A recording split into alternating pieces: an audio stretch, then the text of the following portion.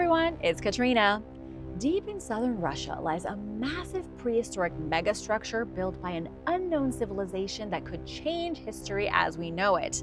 And that's not all. Today I've got some incredible archaeological discoveries for you, including toxic caves and ancient cities, sure to keep you on your toes, so let's jump right in. The Khara-Hora Shaft. Okay, quick show of hands, virtually of course. Anyone here a little freaked out by heights? What about small spaces? What about both? Imagine yourself standing before a dark entrance, your eyes drawn to a deep, dark shaft that looks like it plummets straight down to hell. The air is thick. It's hard to breathe in there. This isn't just an ordinary hole in the ground. It's an enigma carved into the earth with such precision that it seems impossible. This is the mysterious Khara-Hora Shaft in the North Caucasus region in Russia. And the real kicker?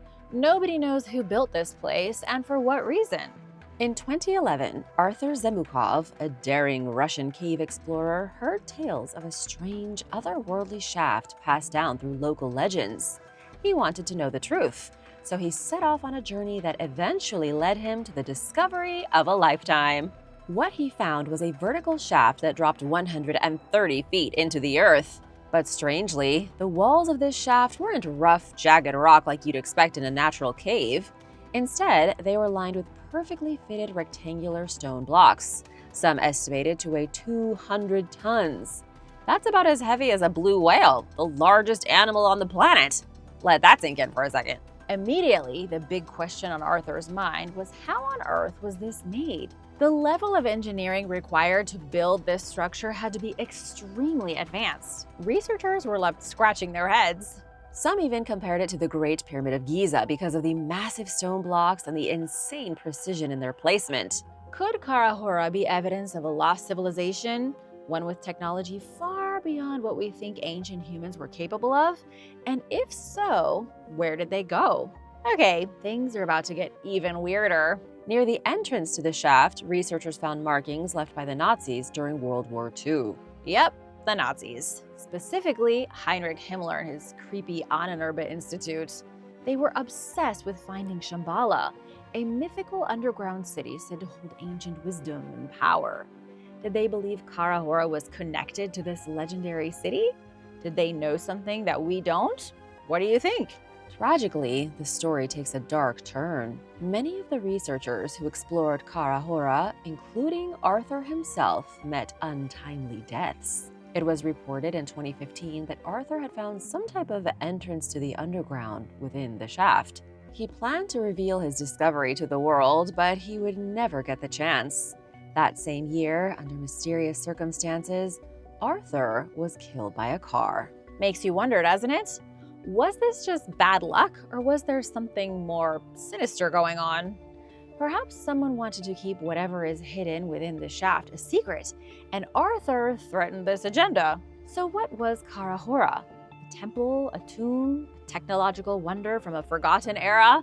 How did they move those massive stones without cranes or bulldozers? And why did the civilization that built it vanish without a trace?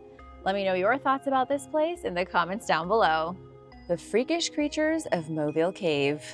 What sorts of creatures do you think could evolve in a cave that's been sealed in darkness for over 5 million years? That's exactly what researchers wanted to find out when they cracked into Movile Cave in southeastern Romania. When they stepped inside, it was like they'd ended up in an alternate reality. It was a world without sunlight, where air is toxic and the creatures are so bizarre they look like they could have evolved on an alien planet. So, how did such a place stay hidden for so long? And what's the deal with its creepy residents? The cave's discovery was a sheer accident in 1986. Of course, the coolest discoveries happened by accident. Communist workers were conducting land surveys to build a power plant when they stumbled across the hidden entrance. Roman scientist Christian Lascu, the first to descend into Movile Cave, quickly realized this was no ordinary find. The Romanian government sealed off the area to prevent damage, making entry to the cave more exclusive than a VIP ticket to a sold-out concert.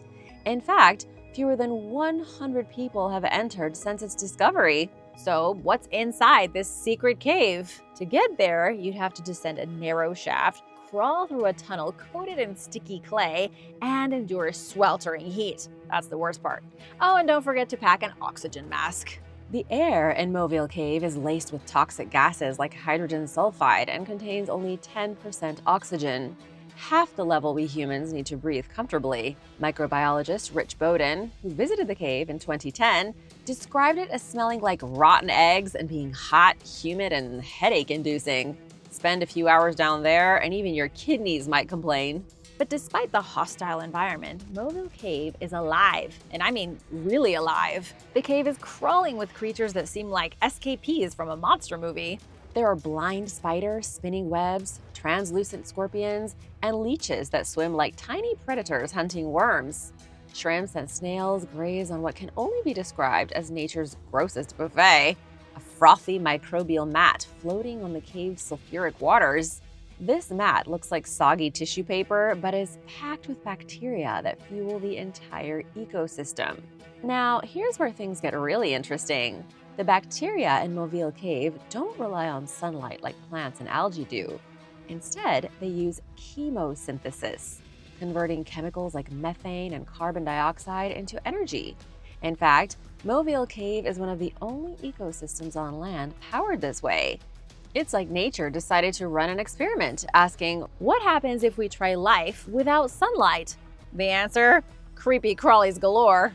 Scientists have identified 48 animal species in the cave, 33 of which are found nowhere else on Earth. These include spiders, scorpions, and an unusual creature called a water scorpion, which looks as freaky as it sounds.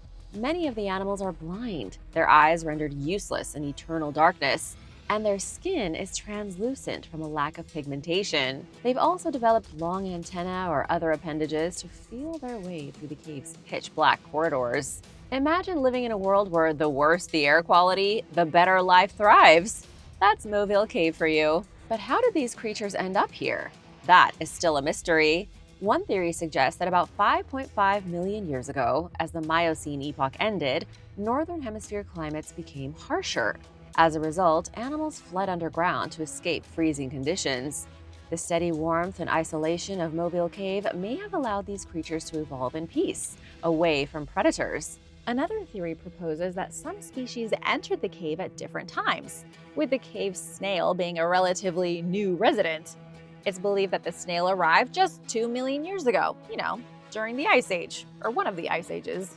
Beyond its freaky fauna, Movile Cave also holds clues about Earth's ancient past and potential solutions for the future. The cave's bacteria, which is capable of breaking down methane and carbon dioxide, could provide insights into combating climate change. The conditions inside the cave also mimic those on primordial Earth, offering a glimpse into how life might have first emerged billions of years ago, and what life might look like on other planets. Even after more than 3 decades of exploration, Movile Cave keeps its secrets close. Scientists believe there are still countless organisms waiting to be discovered, hiding in the dark. What other strange life forms could be lurking in its depths? I want to hear what you think in the comments down below. And now for a quick break, because I want to give a big thank you to Again Gagnon for the super thanks. It really means a lot, and we wouldn't be here without you. If you are new here, be sure to subscribe and hit that notification bell so you don't miss out. Karahan Tepe. You might as well throw out all your textbooks because Karahan Tepe is rewriting history. Just 23 miles away from the famous Göbekli Tepe in southeastern Turkey, this archaeological treasure was first recognized in 1997. But excavations at the site only began in 2019. Then, just a few years later, in September 2023, a stunning discovery rocked the ancient history world. A massive human statue, estimated to be 11,400 years old, emerged from its resting place. On top of a hill, archaeologists uncovered an enclosure filled with incredible finds. One of these is a statue that stands an impressive 7 feet 6 inches tall, making it not only the tallest, but also the oldest realistic human statue ever discovered. To put that into perspective, this statue predates the pyramids of Egypt by over 7,000 years. That is wild. Broken into 2 pieces, the statue has intricate details like carved ribs, a V-neck design, and even a beard with a hairstyle resembling a mohawk. Yep, an ancient mohawk.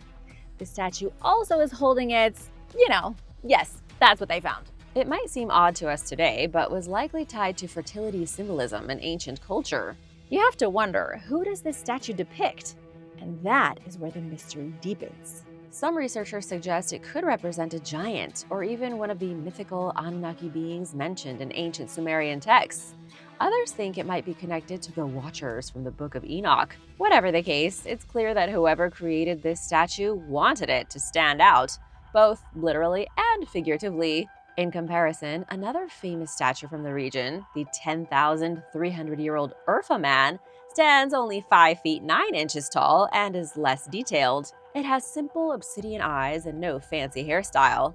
Maybe mohawks were only fit for the gods. In the same enclosure at Karahan Tepe, archaeologists discovered a vulture statue and a circular porthole stone embedded in the wall. These features seem to align with specific stars in the Cygnus constellation, especially Deneb.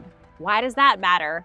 Well, ancient people believed that this constellation represented life, death, and rebirth, a theme echoed in their art and rituals. The vulture, for example, wasn't just a bird to them. It symbolized the soul's journey after death. The celestial connection shows that these early humans were not only incredible builders, but also great astronomers. And as if these discoveries weren't enough, the enclosure itself is massive. 2 gigantic T-shaped pillars, estimated to be over 15 feet tall, dominate the site. These structures, along with other carved pillars resembling phallic symbols, suggest that the area was a ceremonial space dedicated to, you guessed it, fertility, life, and perhaps even cosmic forces. Some researchers have even compared these pillars to early forms of the Shiva Lingam, a sacred symbol in Indian culture. Maybe there's a shared thread of symbolism across ancient civilizations. Karahan Tepe is just one of several sites in the Tastapillar region, where archaeologists are uncovering evidence of what might be the world's first super civilization. This culture, which dates back about 12,000 years, was building massive stone structures long before Stonehenge or the Egyptian pyramids. Another recent discovery at Göbekli Tepe, a painted boar statue, shows that these ancient people weren't just skilled sculptors. Nope. They also used vibrant colors in their art. The boar, which is painted in red, black, and white, sits near carvings of snakes and mysterious symbols, leaving researchers with more questions than answers. So, what does this all mean? For one, it challenges the idea that civilization began with Mesopotamia. Instead, it suggests that complex societies existed thousands of years earlier, and they weren't simple either. They were capable of advanced engineering, astronomy, and deeply symbolic art. Karahan Tepe and its sister sites are slowly revealing the secrets of this forgotten world, but much remains buried beneath the ground. Could there be more giant statues, celestial alignments, or even connections to myths like the Anunnaki or the Watchers hidden at these ancient places? What do you think? The Screaming Mummy. Prince Pintawere's story isn't your average family drama.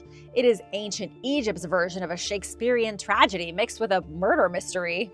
This prince plotted against his own father, Pharaoh Ramses III, succeeded in his deadly mission, and then met a grim fate himself. All that's left is a mummy with a hauntingly open mouth, now famously known as the Screaming Mummy. In 1155 BC, Prince Pentawere and his mother, Queen Tiye, cooked up a plan to overthrow Ramses III. Why?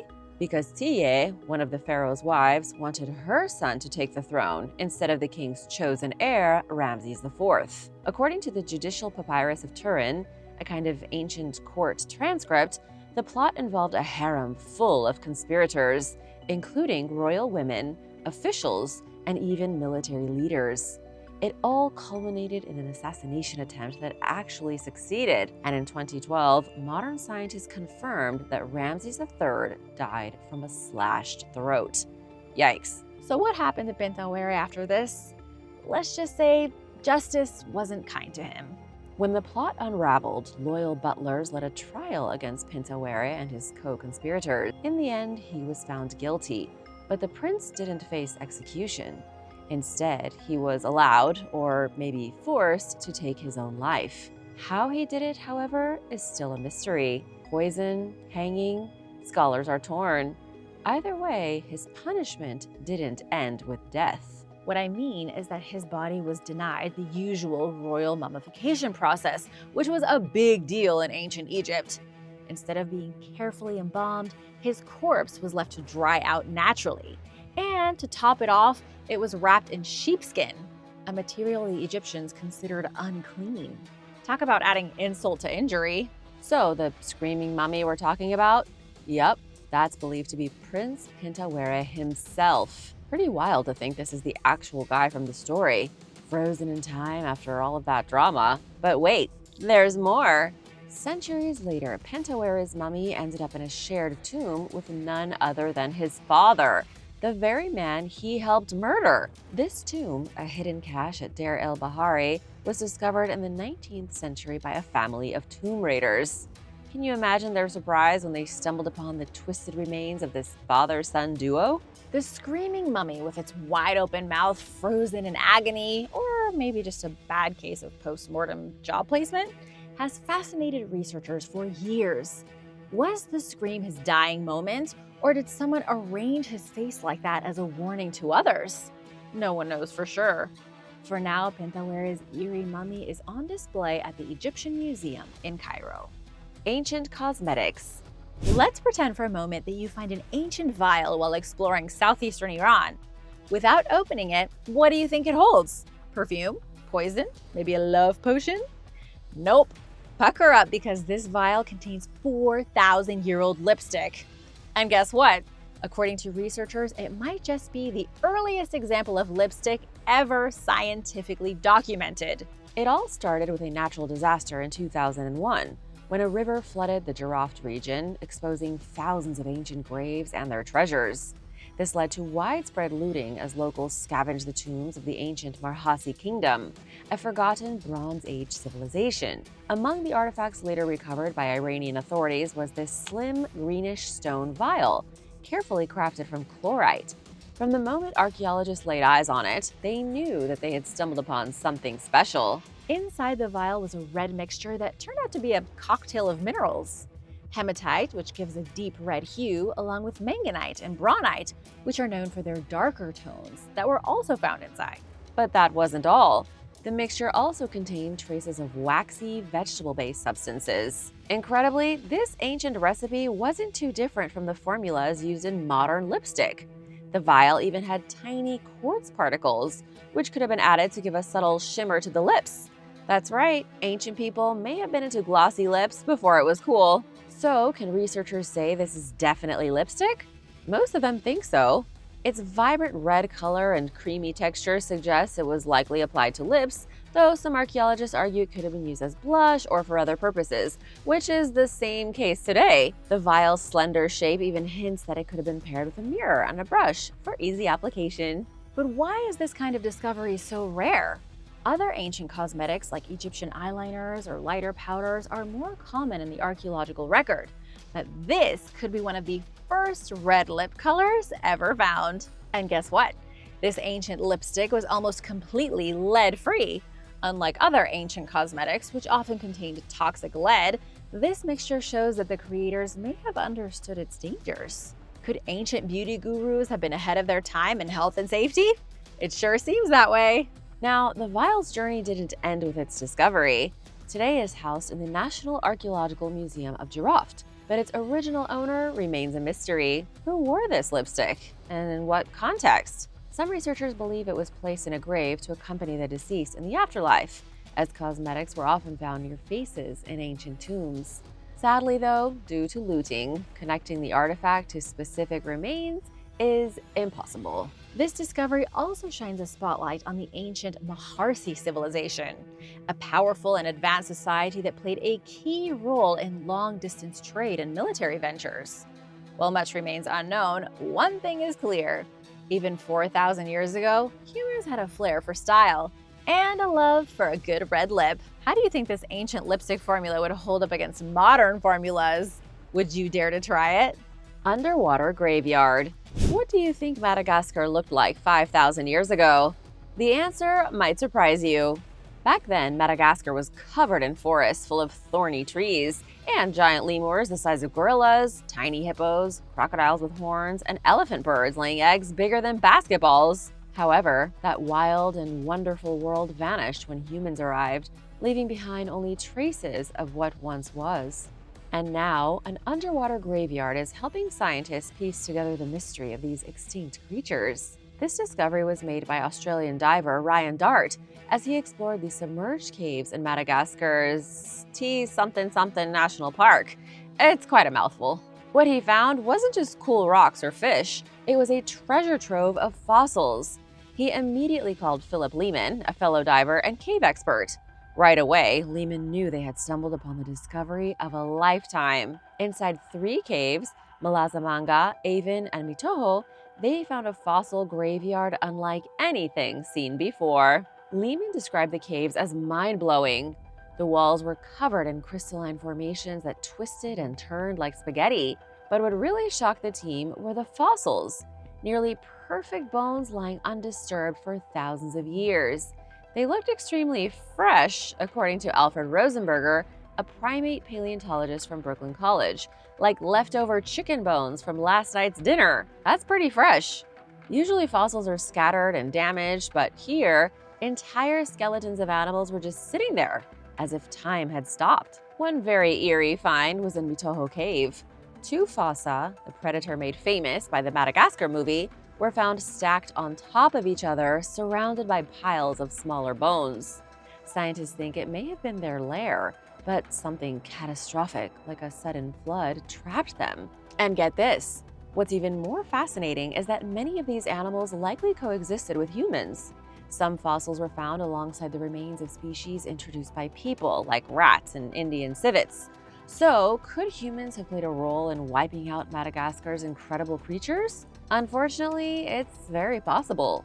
Lori Godfrey, a paleontologist from the University of Massachusetts, sure thinks so. She and her team believe human activities, hunting, burning forests, and introducing cattle may have pushed these animals to extinction. But they're still gathering evidence using high-tech methods to study fire history and habitat changes. There's a lot going on. The dragon and griffin megaliths. A stone dragon and a granite griffin poised as if in eternal watch. These aren't characters from a forgotten epic. They are monumental realities discovered in the Siberian Altai. But their existence ignites a firestorm of questions. Who possessed the skill, the vision, to carve such mythical beasts at the dawn of our current era? And what secrets do they guard? These mythical creatures, carved from stone, are estimated to date back an incredible 12,000 years, right around the end of the last ice age. But who made them? How? And why? That's the big mystery. The megaliths were found on Moknataya Mountain, about 12 miles from the town of Belokurica. The dragon sculpture, which is made up of 6 massive granite slabs, weighs a jaw-dropping 120 tons. But it doesn't look anything like the serpentine dragons of Chinese mythology. Instead, this Siberian dragon has bold features resembling crocodiles or even dinosaurs. Researcher Ruslan Parasyolkov points out that these details couldn't have formed naturally. Someone, or something, must have carved it and assembled it. But who? And as if a granite dragon weren't enough, there's also a griffin, a mythical creature with the body of a lion and the head of an eagle. This stone griffin measures almost 20 feet long and over 8 feet tall. Its heavy beak, eye cavity, and serrated crest are strikingly detailed. It also seems to face east, as if guarding something unknown. What's even more mind-boggling is that similar designs appear in Siberia's Scythian culture, which thrived 2,000 to 3,000 years ago. But these sculptures are much older, leaving researchers to wonder if the Scythians inherited symbols from an even more ancient civilization.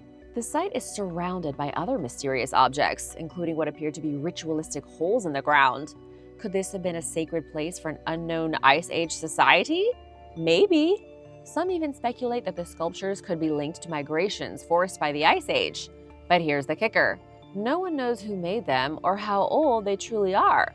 Unlike Stonehenge, which can be dated to about 2,500 years ago, these Siberian monuments remain a mystery. So So for now, these fantastical creatures sit in solitude, guarding their secrets. Could there be more dragon or griffin megaliths hidden in Siberia's wilderness? Who do you think made them? 400 gerbil teeth.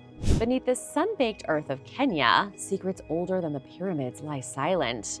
What drove a forgotten people 5,000 years ago to labor for centuries on a monument unlike any other? What on earth were a group of herders in Kenya thinking 5 millennia ago? They didn't build castles or pyramids, but something equally as mysterious. A massive cemetery now known as the Lothagam North Pillar Site. But this wasn't just a burial ground, it was an insane project that took hundreds of years to complete. And no, there wasn't a king with a whip barking orders. It was all about community. Talk about commitment. Imagine a vast rocky plain dotted with stone pillars, burial mounds, and circles, covering an area the size of a football field. This is what you'll find at the site. And at the heart of it is a raised stone platform, about 100 feet wide, with towering basalt and sandstone columns brought from nearly a mile away. Beneath this platform is a burial chamber that once held the remains of 580 people. That's right. Hundreds of men, women, and children, and even infants were buried here side by side, with no clear distinction between rich and poor, rulers and peasants. Everyone was equal, and it gets wilder. Many of the dead were buried with colorful jewelry, necklaces made of ostrich eggshell, bracelets carved from hippo ivory, and in one bizarre case, a headdress adorned with 405 gerbil teeth. Yep. 405 teeth from over 100 gerbils decorated this headpiece. But why gerbils? Nobody knows. This wasn't just a somber cemetery, it was an explosion of creativity and cultural expression. Everyone, it seems, deserved a little flair, even in death. The construction of Lothagam North was anything but quick. Radiocarbon dating shows it took anywhere from 450 to 900 years to build. That means generations of herders worked on this site, carrying stone slabs, carving the ground, and participating in burial ceremonies. But why would they go to all this trouble? Researchers believe this site was a place for the community to gather, share stories, and reinforce their identity, not just somewhere the dead were buried. Think of it as part sacred space, part social hub. And here's the twist. Most ancient monuments were built under the rule of kings or emperors, but Lothagam North shows us something different. This was a monument for the people, by the people. It challenges the idea that complex societies need rigid hierarchies or powerful rulers to achieve great things. Instead, it tells a story of cooperation, shared rituals, and a determination to create something lasting, even during tough times like changing climates and dwindling resources. Do you think any society alive today could do something like this without the promise of a paycheck? Cave rituals. You won't believe what archaeologists dug up. Deep within an Israeli cave, something ancient whispered of ritual, and the whispers led experts to believe they found the earliest evidence of ritual activity in the region. So what did they find? A rock. I know. A rock, right? But hold on. More specifically, they found a boulder carved with intricate geometric patterns. There you go. And let me tell you, the questions this rock raises has fascinated scientists. The discovery happened back in 2013. The team of archaeologists found the rock in the Manot Cave in northern Israel, but they had to be sure that it wasn't some natural formation. They spent years testing it, carefully analyzing it with tools like laser microscopes to confirm that the grooves were made by humans, not by water or rocks.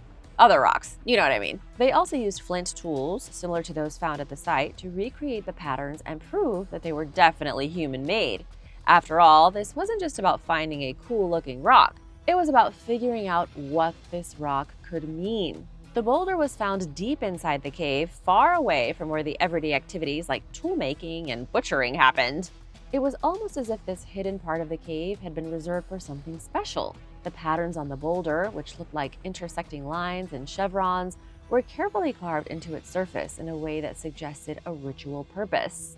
The design was three-dimensional, following the curves of the boulder, which made it feel like the rock had been treated with special care, almost like a sacred object. So what could this mean? Could this be the beginning of religious or spiritual practices for early humans? Archaeologists think so, They found other unusual objects nearby, like a deer antler, which often had symbolic meaning in prehistoric times. This find suggests that the boulder was part of a ritual space, maybe linked to beliefs about protection or the cosmos. Some researchers think the carved shape might even represent a turtle. But why a turtle? It's a mystery. But a lot of ancient cultures have myths of the turtle carrying the world on its back. Turtles, with their round shells, could have been seen as symbols of protection, much like how the cave itself protected its inhabitants. This interpretation proposes that the people who created this rock art might have believed in the importance of unity and collective strength. After all, a turtle's shell is weak on its own, but together with the other bony plates, it becomes strong. Maybe this was a symbol for early humans, representing how societies work best when people come together, just like the parts of a turtle's shell. A bit like a superhero team, if you will. Before this discovery, many people believed that complex rituals and symbols only developed later in human history, especially in places like Europe. But this boulder, dating back around 35,000 years, challenges that idea. It shows that the early humans in the Levant, part of the larger migration out of Africa, were already starting to think in symbolic ways. Doing so could have helped them survive and thrive better as a group. What makes this discovery even more interesting is that these humans weren't just any ordinary group. They were likely a mix of Homo sapiens and Neanderthals, creating a unique population with features from both species. Were these carvings the start of something bigger, like the creation of religion or community rituals? What do you think? Pompeii Lakshmi. In 79 AD, Mount Vesuvius unleashed its wrath, entombing the vibrant Roman city of Pompeii in a shroud of ash. Centuries passed, civilizations rose and fell, and the world irrevocably changed. Yet within the excavated ruins, a tiny ivory statue survived the millennia, a silent witness to a forgotten connection between East and West. This is the story of the Pompeii Lakshmi, a whisper from ancient India found in the heart of a Roman tragedy. In 1938, archaeologists unearthed the figurine in a private home near a dye workshop in Pompeii. Measuring just 10 inches tall, the statue had been stored in a wooden chest alongside other objects. But what in the world was a piece of Indian art doing in an ancient Roman city? The figurine, which is now displayed at the National Archaeological Museum of Naples, depicts a heavily adorned woman. She is nude except for intricate jewelry, including necklaces, bangles, a girdle, and a grand headpiece. On either side of her are two smaller female attendants. While the artifact is called the Pompeii Lakshmi, scholars believe it might actually represent a Yakshi. What's that? It's a tree spirit or mythical being from Indian folklore. Researchers think it's a Yakshi because the statue lacks the key symbols typically associated with Lakshmi, such as lotuses or elephants. So, how did this statue make its way from India to Pompeii? That's what we want to know. Historians point to the flourishing Indo-Roman trade of the 1st century BC to the 1st century AD. Ancient ports like Pratishtana and Nanagat in India were hubs of commerce, exporting goods like spices, indigo, and ivory to the Roman Empire. It's likely that this figurine traveled by sea, passing through bustling trade routes before ending up in a Roman market and eventually in a Pompeii home. But where exactly was the statue made? Well, that's still a bit of a mystery. Some researchers believe it originated in Bokardhan, Maharashtra, which is part of the Satavahana Empire where similar female figures have been discovered. Others argue it could have come from Gandhara, which is modern-day Pakistan. There's even a possibility that it shares roots with the Begram ivories, artifacts from ancient Afghanistan linked to the Kushan Empire. Interestingly, this artifact isn't the only evidence of cultural exchange between Rome and India. Archaeologists have also found Greek and Roman artifacts in Satavahana sites, including a small Poseidon sculpture and wine jugs. Isn't it amazing to think about how an ivory carving from ancient India ended up in a Roman home, only to be preserved by a volcanic disaster? History really is full of surprises. Thanks for watching! What other discoveries that you know of would you like me to cover in a future video? Be sure to stay tuned for extra content you might have missed. Amazon warrior women. For a long time, Greek stories about fierce female warriors called the Amazons were widely regarded as purely mythical. At some point, however, historians and other experts began questioning whether these Amazon warrior women once truly existed. The prevailing theory suggests that the Amazons were actually females from the nomadic Scythian culture, a series of tribes that originated in southern Siberia and expanded as far west as the Black Sea, and they were known for their ferocity. Earlier this year, archaeologists in Russia discovered grave sites dating back to the 4th century BC of 4 warrior women ranging in age from around 12 years old to somewhere between 45 and 50 years old. They were buried alongside their weapons, and one of the women, who was in her 20s when she died, was laid to rest in a horse-riding position. These 4 women were companions in warfare and probably died in a skirmish together, historian Adrian Mayer told Here and Now's Tanya Mosley. Mayer further explained that while ancient Greek historians never questioned the Amazons' existence, modern researchers resigned to the belief that the warrior women were imaginary, after failing to trace the origins of legends about them. Greek mythology, art, and literature portrayed Amazon women as equals of men, according to a National Geographic history article by Mayer. They had a reputation for being brave, skilled at warfare, and beautiful but dangerous, and possessed sexual freedom that was only enjoyed by men in many cultures of the time. Discoveries of Scythian graves revealed that women trained and fought alongside men, learning how to shoot arrows on horseback, hunt, and combat enemy tribes. Moreover, while the Amazons did not fulfill traditional gender roles, they were still mothers. Archaeologists have discovered graves of nomadic Scythian women containing children and babies, as well as the woman's weapons. Additionally, Greek texts tracing Amazon generations show clear matrilineal patterns, further demonstrating women's importance in ancient Scythian society. Amazon warrior women were real. Ancient pirate king's treasure trove. A small uninhabited Greek islet in the Aegean Sea called Vryokastraki contains a treasure trove of artifacts that are helping to paint a picture of the region's past, as well as the story of an ancient pirate king.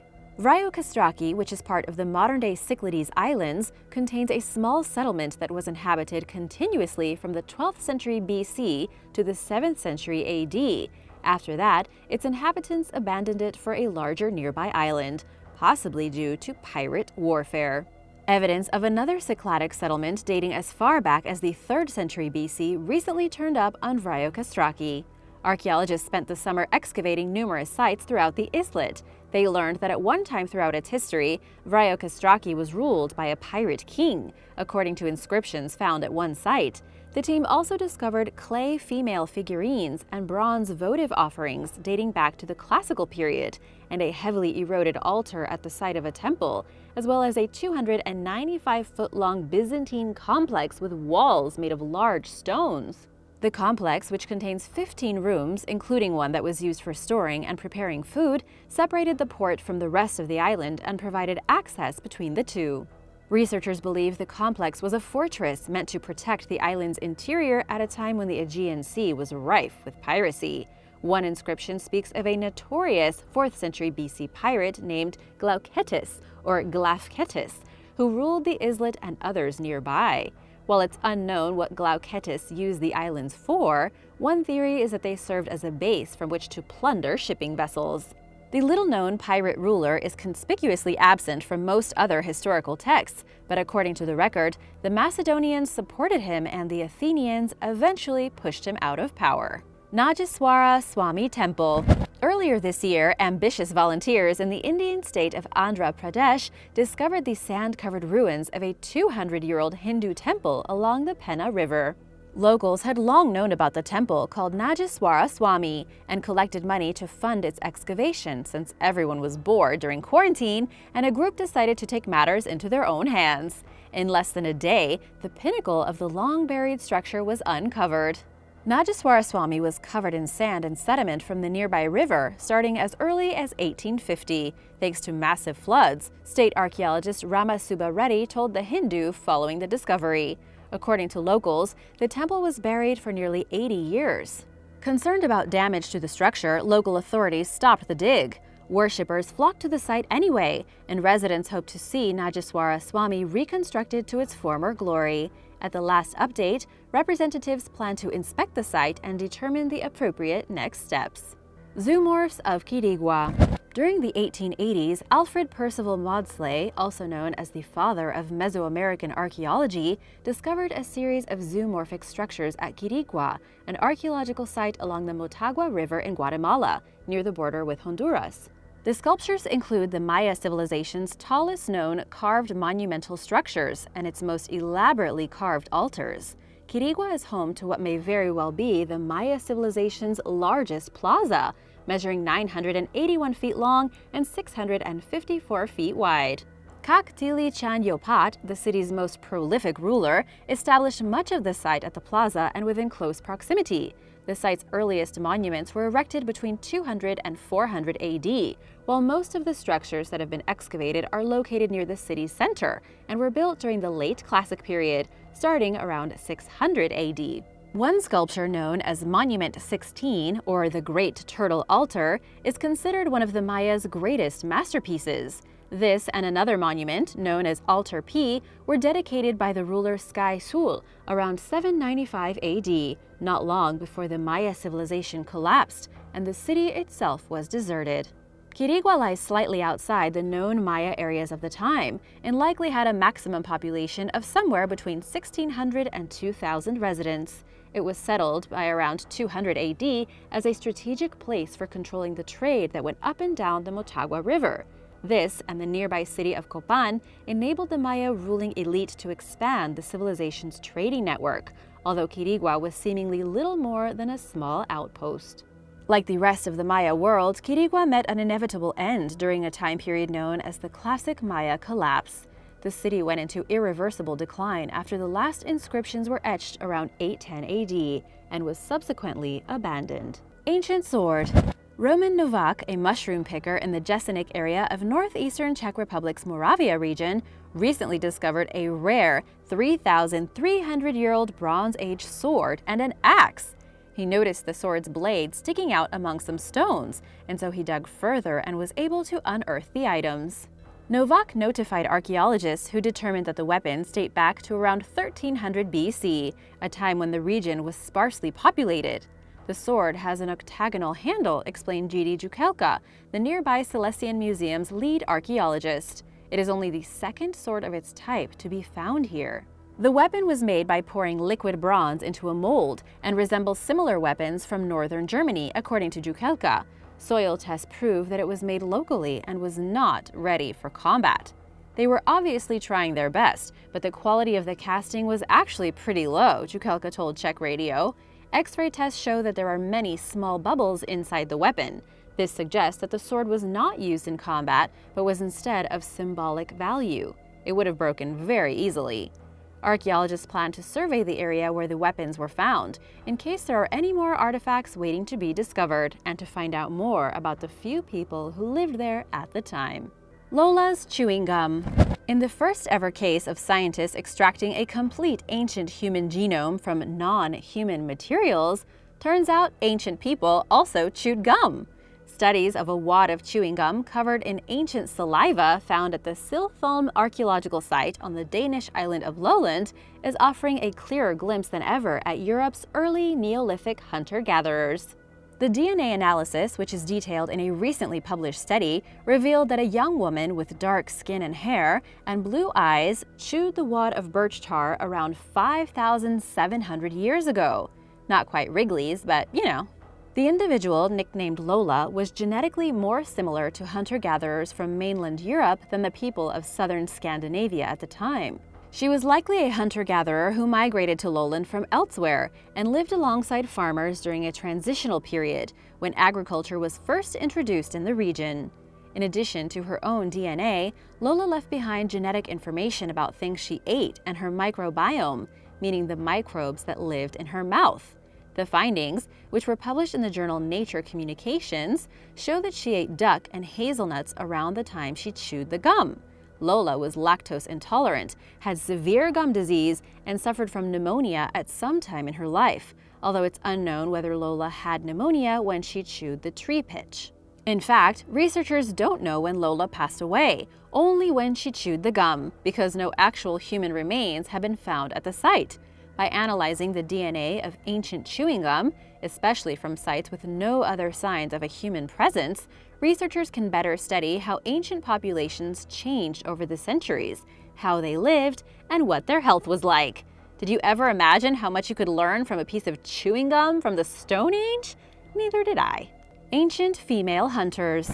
A recently published Science magazine report confirms that the bones of an ancient hunter discovered at the Willamaya Pacha archaeological site in Peru belong to a female, challenging long-held notions of traditional gender roles in prehistoric societies.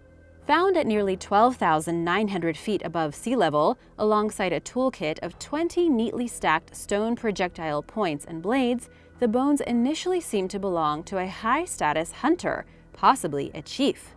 But to University of Arizona bioarchaeologist Jim Watson, the remains appeared slender, indicating that they perhaps belonged to a woman. After pointing this out, researchers re-examined old findings of ancient human remains that were discovered throughout the Americas and detected 10 more burials of women accompanied by weapons, who were most likely hunters. The message of the new findings is that women have always been able to hunt and have in fact hunted, archaeologist Bonnie Pitblado told Science magazine. The woman discovered in Peru was found among the remains of 5 other humans, including a male hunter and animal bone fragments from Andean deer and vicuña. She most likely died between the age of 17 and 19, and unlike other burials for women, the fact that she had her tools like a knife, flake rocks, and spears buried with her signified that they were extremely important. Researchers determined the female hunter's gender by analyzing her tooth enamel proteins, which exist as distinguishable male and female versions.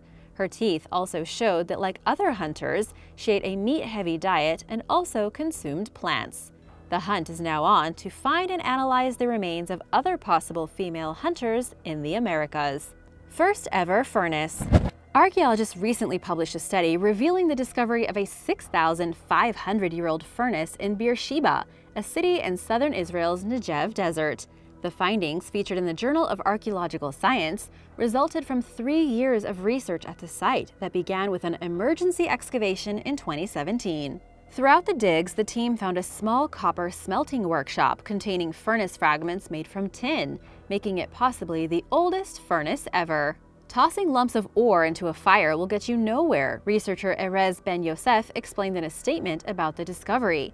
You need certain knowledge for building special furnaces that can reach very high temperatures while maintaining low levels of oxygen.